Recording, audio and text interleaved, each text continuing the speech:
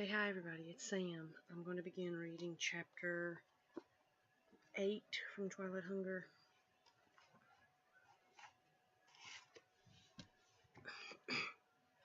Chapter 8. He came to her again that night, and again she knew it was only a dream. She'd gone to bed after her bath, and she had left the balcony doors opened, almost as a challenge, almost as if some ridiculous part of her mind clung to the fanciful notion that he might somehow be real. Fictional characters did not come to life and visit their authors, she told herself. Why, then, did she brush her hair until the repeated movement of her arms had made her breathless? Why did she wear the small, sheer black peignoir into bed? She was a fool. She was obsessed, in love with a man who didn't exist. In fact, she was probably in love with a man who never had, except in the mind of a deluded writer. The dark loner, Dante, immortal, utterly sexual creature of the night, had never been real. He was a figment of the journal writer's imagination, and yet she was completely and utterly obsessed all the same. She lay awake for a long time, silently begging him to come to her dreams, if only as a way to ensure that her own mind would completely comply and bring him there while she slept. Finally she drifted off, and then she felt a cool breeze wafting from the open balcony doors, and she knew he was there. In her dream she opened her eyes, and she saw him, standing at the foot of the bed, staring at her, his gaze onyx fire, and again it wasn't like the dream she had had before. If she didn't know it was impossible, she would have believed this to be real. "Dante," she whispered. He lifted his brow as if surprised. Most women would react quite differently to waking and finding a stranger staring at them as they slept. "You are not a stranger," she whispered. "I know you." "So I have gathered." His voice was exactly as she had known it would be, deep and very soft, erotically soft, but clear and rich too. "What I would like to know is how." Her dream self sat up in bed. She let the sheet fall away from her, let him see her. She wanted him to see her. How? He responded as she had wished he would. Of course he did. This was her dream. His gaze slid down her body, lingering on her breast, clearly visible beyond the sheer black filter. "How do you know me?" She closed her eyes, felt her body respond to his gaze as if it were a touch. "I'm not sure myself. It is as if I am completely possessed by you." Opening her eyes, she fixed them to his. "Or perhaps it's just that I want to be." "Do you?" She nodded very slowly. "It's odd, you know. I've never felt for any man what I feel for you, and you're just a fantasy, just a dream." Looking away from him, she said, "I suppose that just as well, better, maybe. No one gets hurt." He tipped his head to one side. "A dream, am I?" She nodded. He smiled just a little. "Is that what you want me to be? A dream, like the one you had earlier in the evening?" Her eyes widened, and she felt a rush of desire and fear coursing through her in a heady combination. She didn't answer, but he moved closer to her, until he stood beside her bed. Reaching out with one hand, he took the sheet and tugged it slowly down her body, slowly exposing her hips and legs and feet. "Tell me all I wish to know, and I might just comply with your request." He sat down on the side of her bed. She was half reclining back against the headboard, and he reached out, dragged the back of his hand over her breast, his knuckles just grazing her nipple. "Beginning with your name." Morgan de Silva." "That's very good." He turned his hand, gave her nipple a tiny pinch, her reward, and she gasped in pleasure. "I wonder, Morgan, would you be so submissive if you thought I were real?" He asked lazily, stroking the nub now, squeezing, tugging now and again. "If you were real, you would make me as you are." Those words seemed to startle him. He paused in his ministrations to her breast, his eyes shooting to hers. "Why would I do that?" "Because we were meant to be together, Dante. You are part of me, and I am a part of you." She lowered her eyes. "Fantasy, yes, but if you were real, then these feelings would be real, and you could no more resist them than I." For just a moment she thought there was a flash of fear in his eyes. She covered his hand on her breast with her own. "But you are not real, even though this fantasy of mine has suddenly become more real than it has ever been before." She looked down at his hand on her breast. "I can feel you." His fingers resumed their steady, delicate manipulations. "I want to feel everything with you, Dante, everything I have imagined." He drew his hand away. "Impossible." "Of course it's possible. Anything's possible in a dream." "I must leave." He got to his feet, but before he'd gone a step toward the door, she was on her feet too, clutching his shoulder, turning him. He turned reluctantly, as if he would rather not have, and she had his attention. She slid the straps of the peignoir from her shoulders, pushed it down, and let it fall to the floor. She stood there naked, and his eyes moved over her body, boldly inspecting every inch of her. Taking his hand, she tugged him back to the bed, then lay down on her back. "Take me, Dante." She pushed her hair away from her neck. "Taste me. I want to feel it again, the way I felt it earlier, possessed by you, blood, soul, and body." She saw him tremble, but she still had a hold of his hand, and she pulled him gently closer. Again he sat on the edge of her bed, and this time she sat up and pressed her mouth to his, her arms twisting around his neck. He kissed her, fed from her mouth, suckled her tongue, nipping it with his sharp teeth and drawing tiny droplets of blood. As he did, he pressed her down again until his body pressed hers to the bed, and he devoured her mouth. One knee was wedged between her legs, parting them, and she felt his erection now, beyond the barrier of his jeans, pressing to her naked, open center. Reaching down, she gripped his zipper. He covered that hand with his own and gently pulled it away as he broke the kiss. "I'll hurt you," he whispered. "You can't hurt me. It's my dream." Sitting up, panting for breath, he whispered, "Close your eyes, Morgan, and I'll give you what you want." Lying still, she did as he asked.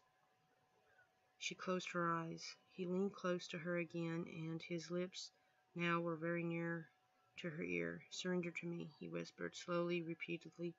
"Open to me. Let me inside you, inside your mind." "Yes," she whispered. Her legs parted, but he didn't touch her, and yet he did. Somehow he did. Without touching her, he caressed her like phantom fingers on her skin. He stroked and rubbed and slid around her body, touching her nowhere and everywhere at once. She could see it in her mind, feel it as if it were real, but she knew he hadn't moved, not a muscle. He was sitting as he had been, staring at her. "That's it," he whispered. "Give yourself over. Feel me, Morgan, and I'm inside you, around you. Do you feel me?" "Yes." "Around you, inside you, possessing you, owning you. Your body is mine to command at this moment, isn't it, Morgan?" She nodded as she twisted and writhed on the bed, craving more, craving so much more. His lips very close to her ears, he whispered, "Come, Morgan." The orgasm broke through her like an explosion. She screamed his name, her arms lashing around his neck and pulling him close, and then she felt it, his mouth parting and snapping closed on her throat, his teeth piercing her skin, and then the delicious sucking. "Yes, yes, yes," she whispered, as the climax went on, driven further by his drinking from her. And then she faded and vanished, lost herself utterly in him. Dante licked the blood from his lips and lifted his head away. He shouldn't have tasted her, darn it. He hadn't meant to. Her arms fell away from his neck. He eased her onto her pillow, straightening away. He pulled the covers over her and turned and closed his eyes. Already he was hungering for more. He had only meant to pleasure her with the power of his mind, but God, it had as potent an effect on him as it did on her. And when she pulled him to her, cradling his face to her neck, as she shivered and bucked with her climax, he had lost himself in the scent of her, the blood rushing just beneath the skin, her hands pressing him closer, her neck arching toward him, and so he'd taken her, just like that. He plunged his teeth into her luscious flesh and drunk. Give me 1 minute. Okay. I need to know when the chapter ends.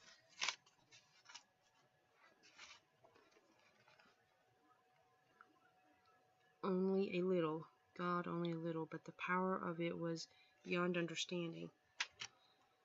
It rocked him. The force of her life inside him made him shudder. It made him want more. Rising from the bed, Dante took 2 staggering steps toward the window before he caught himself in a grip of iron will. No, he couldn't leave, not now. She was asleep, and while he had seen very little inside her mind, while he'd been there, probing, he'd seen pages of what looked like his own handwriting, and a room, a familiar room, his study. He didn't know what it meant, but he had come here to find out. Glancing back at the bed, where she'd slept deeply, he made his decision. He refused to let the heated affections of some strange mortal female sway him from his task. And yet he had trouble drawing his gaze away from the 2 tiny holes on her neck, and the trickle of red from each of them. He nearly leaned down to lick the stray droplets away, but he resisted. God knew he could as easily rip her throat out. He moved silently, soundlessly, past the foot of her bed, toward the door. Then he opened it and slipped into the darkened hall, pulling the bedroom door closed behind him. And then he went still, as the mist of time parted, and he seemed to be looking at a century into the past. The hall's hardwood floor gleamed with finish so new he could smell it, and the wide stairs, wider at the base than at the top, spilled downward into the great room. What was exactly as he remembered it: the vaulted dome ceiling housing the crystal chandelier, the pristine woodwork with its intricately carved trim. God, he had missed this place. As he walked slowly down the stairs, his palm gliding over the highly polished banister, he saw the difference. The paintings on the walls were not the ones he'd put up himself. The chandelier was electric, not gas-powered, as it had been when he had lived here. The furniture was different. Oh, she had the right period right. How she knew he decorated the entire place in rugged-looking reproductions from the time of the Norse invasions, he couldn't begin to guess, but she had done likewise. The chairs were like the thrones of a barbarian king, solid square legs and arms with the heads of bears or lions at the ends, boxy tables to match, and in the corners stood pedestals of granite bearing sculptures of legendary warriors. Eric the Red and his 2-horned helm, a muscled Valkyrie astride a winged horse. His choices hadn't been exactly the same, but that she'd chosen this culture, the Vikings, as her theme was beyond coincidence. The woman knew him. Study of the period had been a hobby of his. A chill whispered up his spine.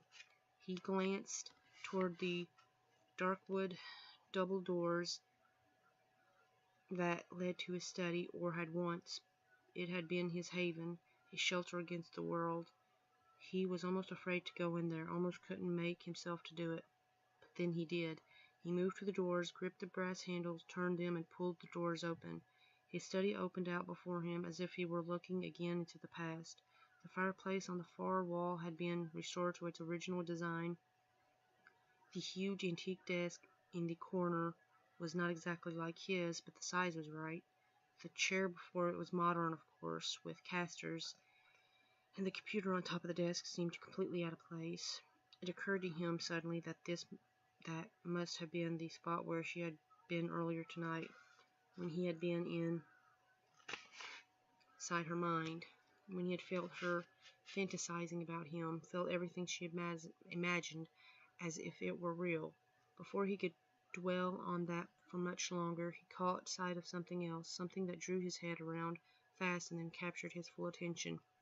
Drawings on the walls, some in frames, some just tacked up haphazardly. God, there were dozens of them, and they were all of him.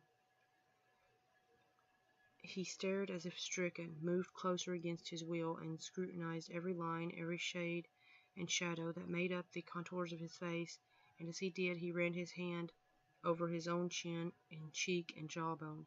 So unnatural to be able to look at himself this way, when he had been unable to see his own reflection for so long, centuries.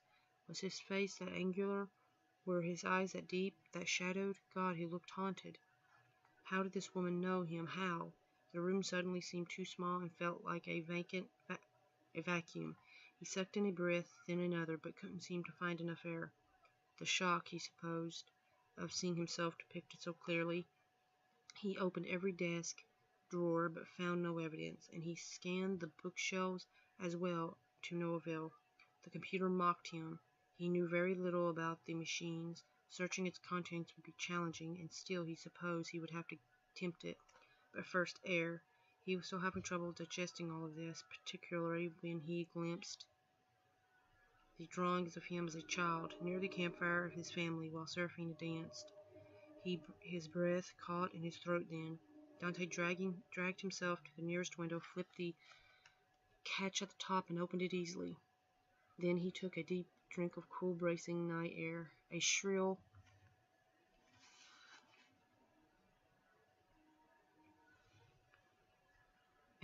piercing tone split the silence of the night and shattered his renewed composure. Hell, it was some kind of an alarm. He clasped his palm to his sensitive ears and lunged through the open window, running from the house into the welcoming arms of the night.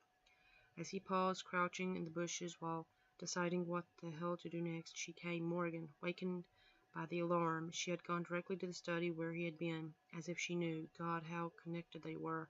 She stood in the open window, looking out into the darkness, her face completely confused, utterly vulnerable.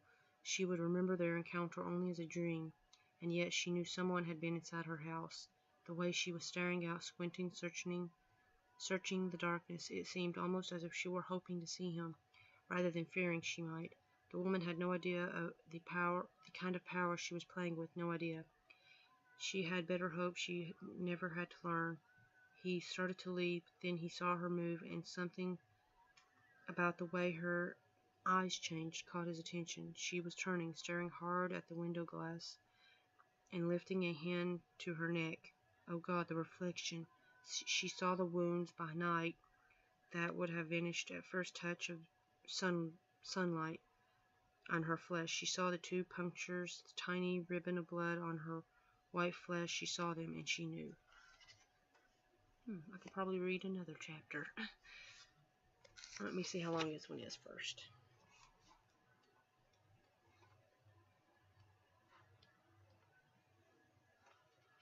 I'll attempt it. Chapter 9. Personally, Lou said, I think Lydia's just been watching too many movies. This paranormal bullcrap is all the rage on the big screen lately. Yeah, Max glanced across the front seat at him. He was driving his beat-up Buick, and there was a console in between them, holding his foam coffee cup, his sausage and egg croissant, a small notebook, several candy bar wrappers, and numerous other bits of paraphernalia. The man spent way too much time in his car. Sure, he said. What you don't know, I figured you probably saw every new monster movie the minute it came out. She sent him a smirk. I don't like poorly done horror, she said. It just isn't what it used to be anymore. All slash and no class. You know what I mean? Sure I do. Besides, she said, I don't like to go to the movies alone, and there's not exactly a steady stream of potential dates beating a path to my door. He shook his head from side to side. I can't imagine why not. No? Well, that's nice of you, Lou, but you're just saying that. I'm not really very pretty. He made a grunting sound and blurted, The hell you weren't. Max averted her face, pretending to look out the passenger side window so he wouldn't see her crap-eating grin. Well, maybe I'm passably cute, she ventured, but cute isn't the same thing as sexy. Men don't tend to see me as sexy. Blind men, maybe. Her smile grew even wider. She forced it into hiding, made her eyebrows arch in delicate surprise, and turned to look at him. You mean you think I'm sexy, Lou? He closed his mouth, drew his brows together, saw right through her. You know you shouldn't tease an old guy like that. That's not nice. I'm not. Look, here we are, he said, wheeling the car toward the parking lot, as if it were the safe zone in a life or death game of tag. Now remember, hon, the lady is an old dear friend of mine. I care about her feelings.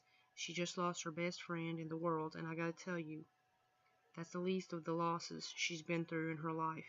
So you be on your best behavior. I'm talking manners, Maxie. Show some respect. Sheesh, you act like I'm going to go in there and spit on her or something. I just want you to ease her mind, that's all. Disabuse her of the far-fetched notion she has about blood-sucking night stalkers, and be convincing, okay? She lowered her head, lifted her gaze, and fluttered her lashes. Anything you say, Lou. Lou rolled his eyes heavenward as he pulled the car into the first empty space in the lot beside June's.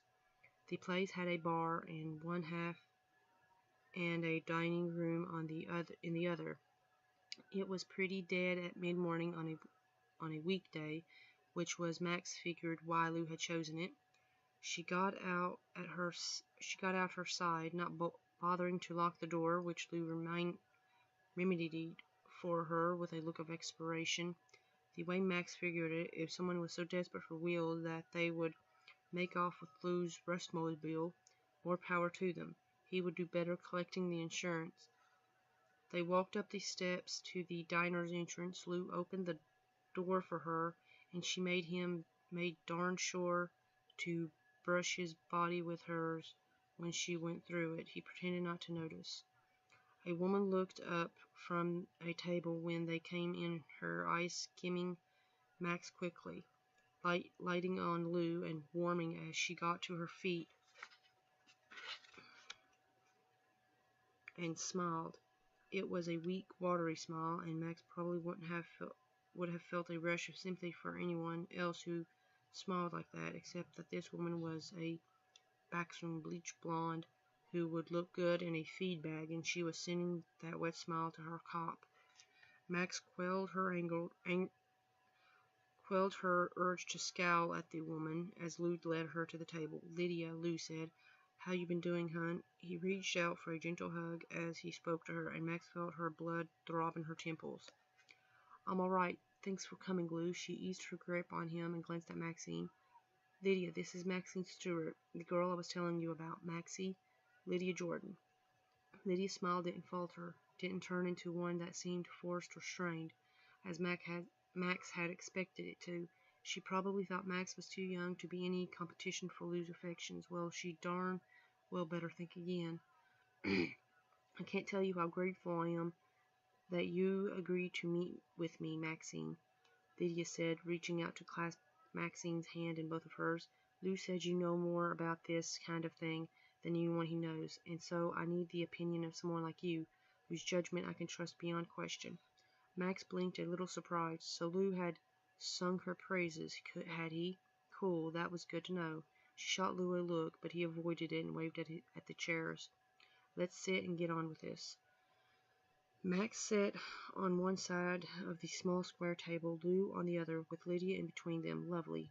A waitress appeared to fill the coffee cups waiting on the table, left menus, and quietly vanished. "Gee, she was talkative," Maxie commented. "I told them we wanted as much privacy as possible," swallowing as if she had a lump in her throat. Lydia looked Max in the eye. I understand Lou has already told you the basics. My partner, my best friend in the world, Kimbra Sykes, was killed on her way home one night 2 weeks ago." "I've seen Lou's notes on what happened," Max said, keeping her voice down in case anyone might be listening in.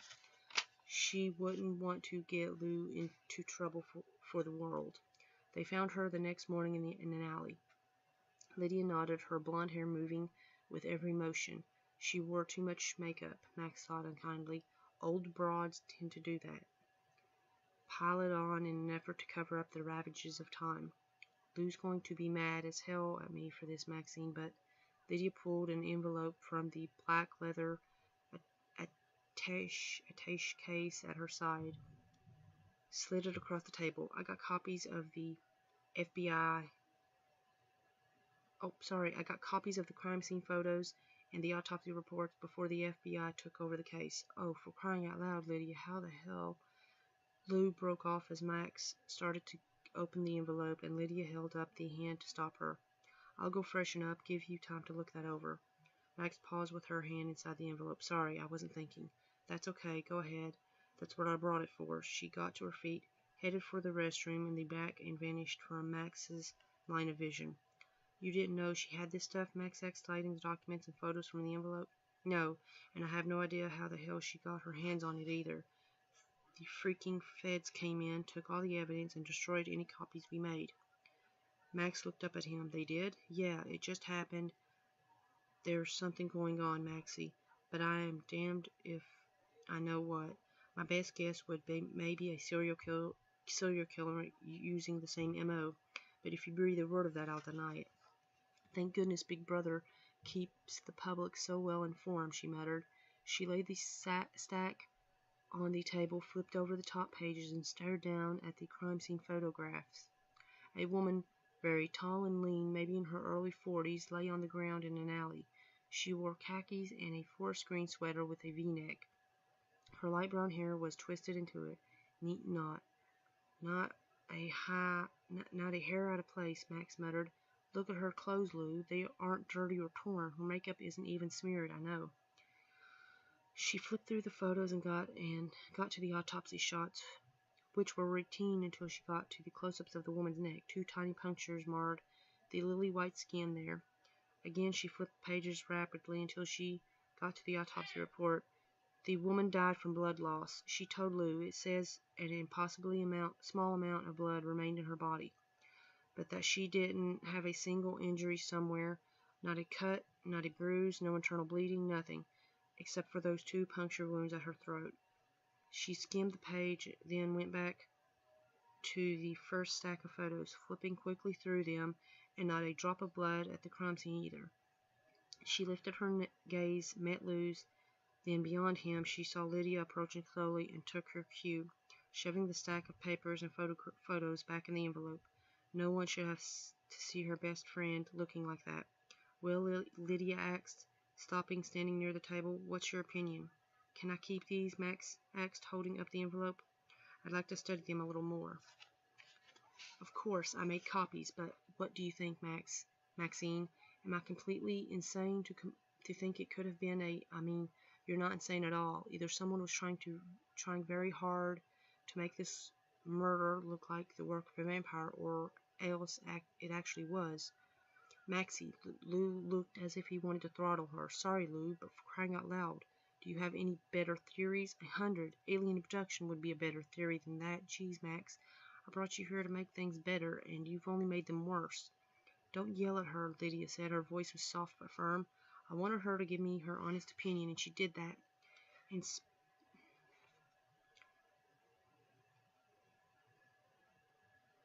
spite of the fact that she must have known it would piss you off, Lou, let her be. She turned her attention to Max.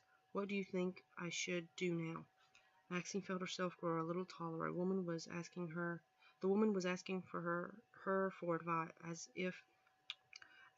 advice, as if she were someone important, someone whose opinion mattered. And the fact was, Max realized she was. No one could help Lydia more than Max could. But damn, this was one can of worms she'd been secretly hoping she wouldn't have to open again. At least not yet. She remembered the burned, sooty face of that man and the sound of his voice threatening her loved ones on the phone. She shook herself and realized Lydia was still waiting for an answer. The first thing, the most important thing, is that you are to tell no one about this. No one. Pretend you don't know. Pretend you're swallowing whatever cock of bull tale they spin for you about Kimber's death. Thank them and don't argue. Don't question. I swear to God, that's vital. Lydia looked surprised, but was nodding empathetically. Lou, meanwhile, had narrowed his eyes on Max and was staring at her as if she'd lost her mind. Other than that, just go about your daily business as normally as you can. Stay off the streets, behind locked doors. At night, some company wouldn't be a bad idea. I mean, just in case. Yeah, right, Lou said. I suppose you're going to suggest she hang garlic and crucifixes around her bed too, huh, Maxie?" She shot him a glance. "I don't think they really work." He rolled his eyes, shook his head. "Lydia, go home, forget about this meeting. I should have known better than to bring Mad Maxie Stewart in as the voice of reason. Let the authorities handle this, and I promise you'll get your answer in time. You just need to be patient." He turned then, "And as for you—" "Lou, please," Lydia said. Max slumped in her chair. "It's okay, Lydia. Go ahead, go back to your routine. Trust me, I'm on this." Then she sighed. "Maybe you should go now. I think Lou wants to yell at me alone for a little while." Lydia looked at her, finally nodded. "Looks like you can handle him." "I can. Thank you, Maxine, thank you. I'll be in touch." Max yanked a business card out of her pocket and handed it to Lydia, almost as an afterthought. "It's, one of my old ones. I haven't got new ones made up yet." Lydia nodded, tucking the card into her pocket. Then she gave Lou a hug and left the diner. Max got to her feet. "Come on, Lou." "Come on where?" he asked. "My place. There are some things you need to see, and if you still want to yell at me after you've seen them, then you can feel free. I'll welcome it. But if not, then you got to help me figure this out. There's nothing you can show me that will make what you just did to that woman all right, Maxie.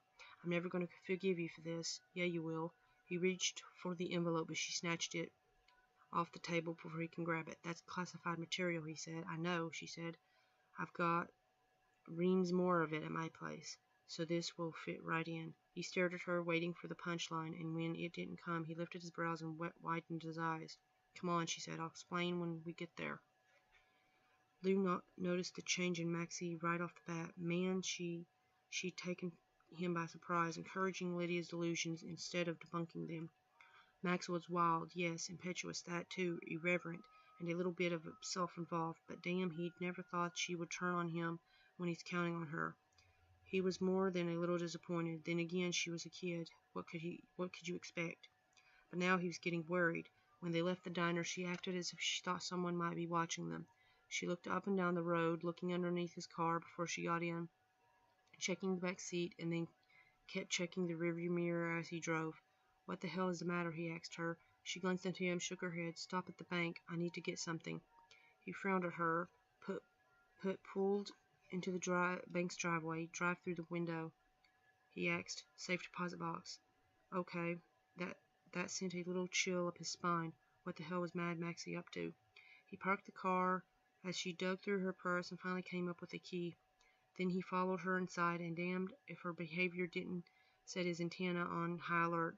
He'd seen her cynical, skeptical, and ridiculous, but he had never seen her paranoid. And there was a part of him, a small part, that thought maybe she had a reason. He found himself watching her back as if she were his partner, and they had just entered a room full of cutthroats. She noticed it. He knew she did.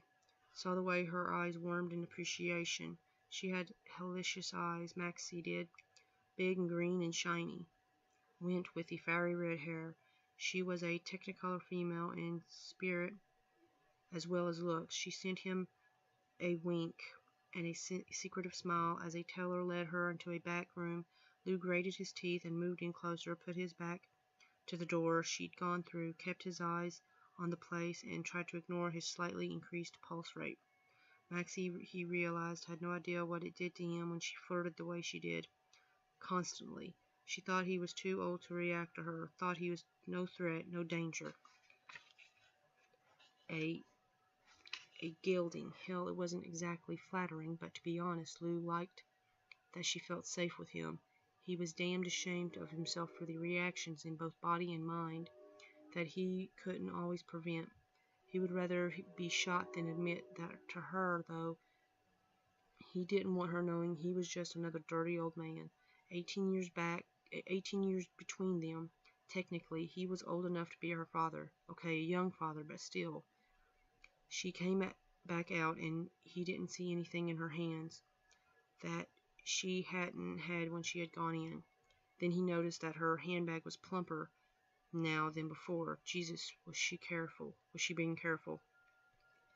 He led her out to the car, put her in, got behind the wheel, and put the vehicle into motion again. "You ready to tell me what this is all about yet, Max?" She glanced back at him, licked her lips. "You're the only person in the world I trust enough to talk to about this, Lou. No one can know. No one. Haven't told my mom or Stormy or anyone. Understood, he said. I wanted to tell you a long time ago, but I was afraid it would get you into trouble, and I knew it could put you in danger. He snapped his head around toward her. Let's go to your place, okay? Mine's too busy. Storm's in and out all day, and besides, they know where I live. Who knows where you live? Jesus, Maxie, you're starting to scare me. You have a computer at home, right, with a CD-ROM drive? He nodded, and his mind wandered briefly to the condition of his apartment, but that was trivial. Something had really frightened Max, and she wasn't a stupid girl. He didn't think she would blow something completely harmless this far out of proportion. Is that what was in the safe deposit box, Max? A CD-ROM and an ID badge. He lifted his brows. What kind of an ID badge? Kind of like yours, only instead of city police it says DPI. Never heard of it. I'm pretty sure it was a secret unit within the CIA, and it used to be headquarters right here in White Plains, before it burned to the ground anyway. He sat there for a full minute processing what she had just told him, then he got it. You mean the Cancer Research Center that burned 5 or so years back?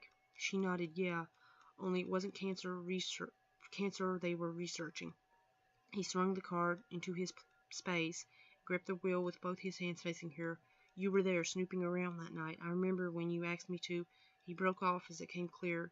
You took this stuff from the fire that night, didn't you, Max?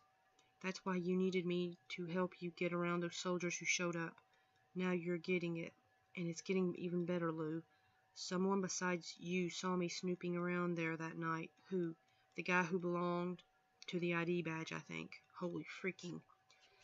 Don't freak on me yet, 'cause this is just the believable part of the story. Come on, if I tell you the rest, you'll have me hauled away to a mental ward before I get very far.